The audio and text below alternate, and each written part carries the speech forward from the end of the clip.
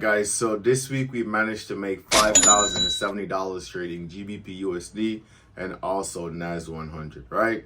Both pairs were pushing to the downside and I was able to capitalize on them. I wish I had gotten more out of it, but I'll settle for a 5K week, right? No problem, right? So we're going to be going over each of the trades right now and we're going to be starting off with GBPUSD, all right? So let's go. Alright guys, so as you can see on the 4-hour chart on GBPUSD, we've been pushing to the downside for a couple of weeks, right? Price did a few things that, kind of got my attention, right? Right around 1.23134, that's that area right there, right? That's where market had its monthly resistance or monthly support, right? Price broke that level to the downside, right? So if I go on my weekly, let me show you guys. If I go on my weekly, you can see this level right here was the major level that price needed to retest after breaking back in, what date is this? Let me see if I can pull the date up. That's back in early September, right? And once we had that break, we haven't had a retest. So that's why you haven't seen me taking any positions on GBPUSD, because in my eyes, price needed to come back into this level. Matter of fact, back into all the way into this level, right? Because I actually thought it would push right back into 1.24, but it didn't. It respected this level here, right? So let's go back to our 4-hour, all right? Once we had this level in mind, all of last week, right, after a huge tank, right, all of last week the market has been slowly pushing to the upside, right?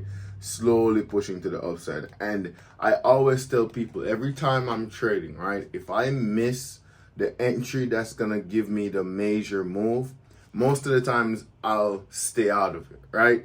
Because I understand that between this level here and this level here, we have four levels that the market is going to be rejecting from, but it won't be the higher probability areas, right? Right now, currently, the higher probability areas are right here, 1.20 and also 1.23, right? So all I'm saying is I watched all of this going up all of last week, right? And once price got into here, this is where my attention, standed out, right? Because now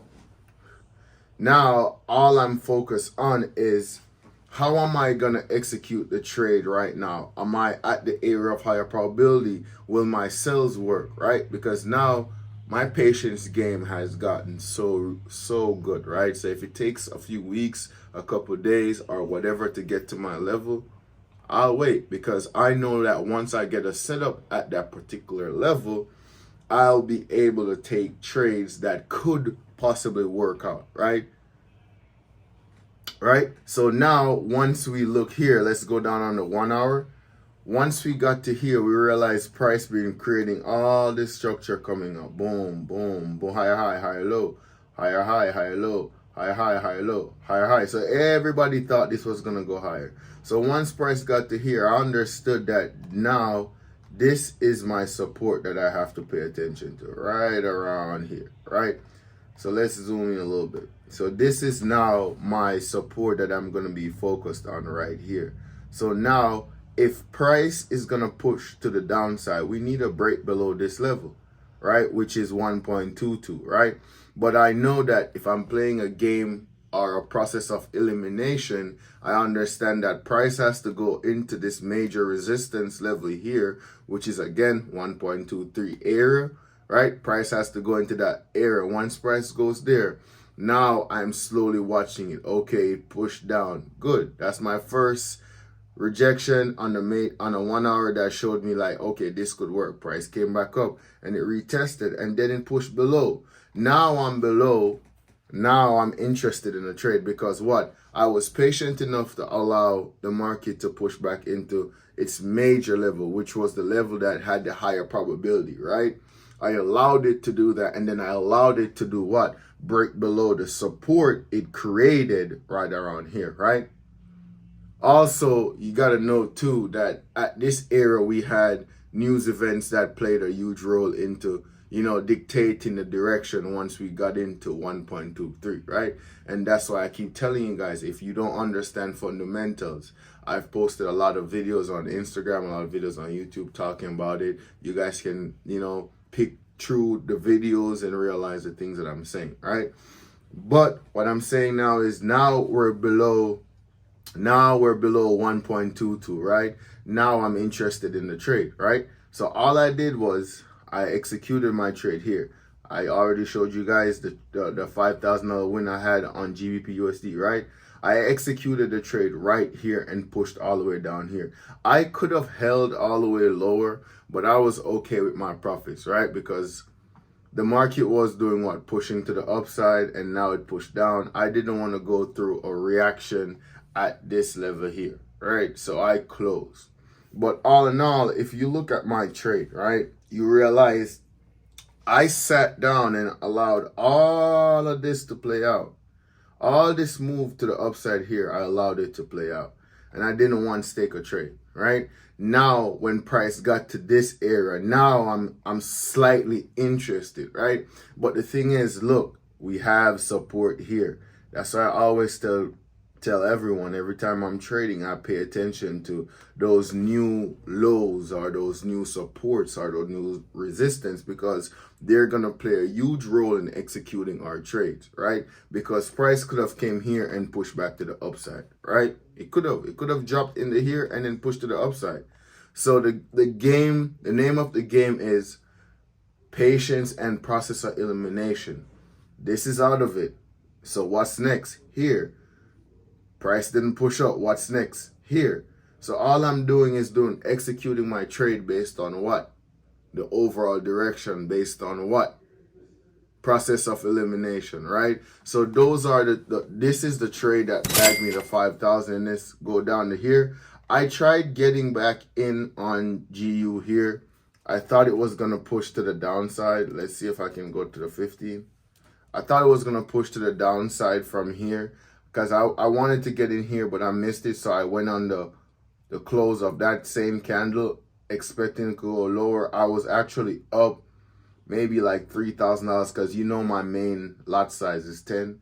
So I was up like 3,000 or something, and it pulled back, and I just went ahead and closed, right? For like 11 pips or so. So that's the $1,140 something that you see there, right? Let's see if we can go ahead and talk about Nasdaq.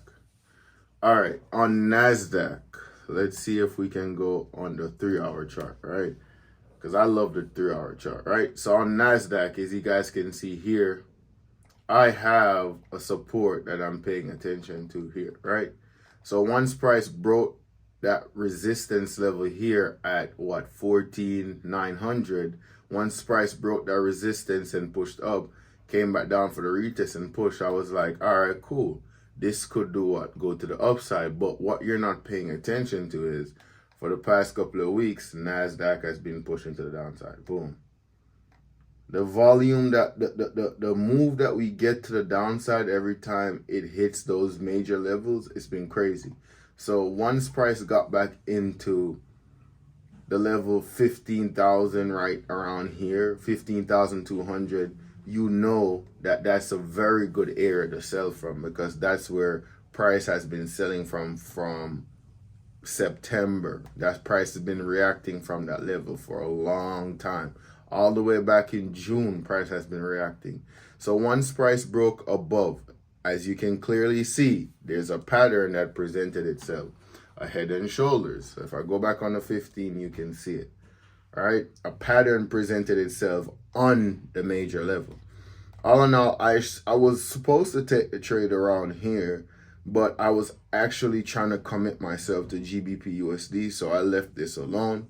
All right, so let me go ahead and expand this all the way out right here. Right, so now the trade that I end up taking on NAS was when price pushed below this level here, because as I said, there's a clear pattern that's here. Head and shoulders, we have both levels here. We got boom, boom, boom, boom. We got boom, boom. So we got that head and shoulders pattern there, right? So now executing my trade here, I had a 21 pip stop loss. Let's go down to the 3 minute because that's what I executed the trade on right here. So I had a 21 pip stop loss and I was actually up like 100 and something pips, and price actually ended up turning on me because the area I was looking to was getting around 160 pips from this move back down to here. I should have held again, but it was Friday and I was okay with where I was, where I was in the market, right? So as you guys can see, I end up bagging almost 50 pips off of this, which was the extra trades that you guys see at the end of my MT4 terminal. I think it was like 1,000 something I made on Nasdaq, which sums up everything for the week, $5,070, right? But another thing that I want to add to it too, if you guys realize the date I started trading was Wednesday or Thursday. So it's not like I had the entire week to trade. I only had like 2 or 3 days that I actually executed some trades, right? So I had some losses too, but those losses was not like, oh, I lost a trade. It was more along the lines of I entered and closed, which sums up to almost $2,000. So if I didn't lose that $2,000, maybe I would have ended up making $7,000 to $8,000 this week, right? Because I lost 2K something, right? Entering and closing for no fucking reason, right? But all in all, we're in a good direction. We've been profitable every payout. We've been doing good, and we just want to keep the flow going, right? So if you guys like this video, please like, share, and hit that subscribe button. All right, thank you.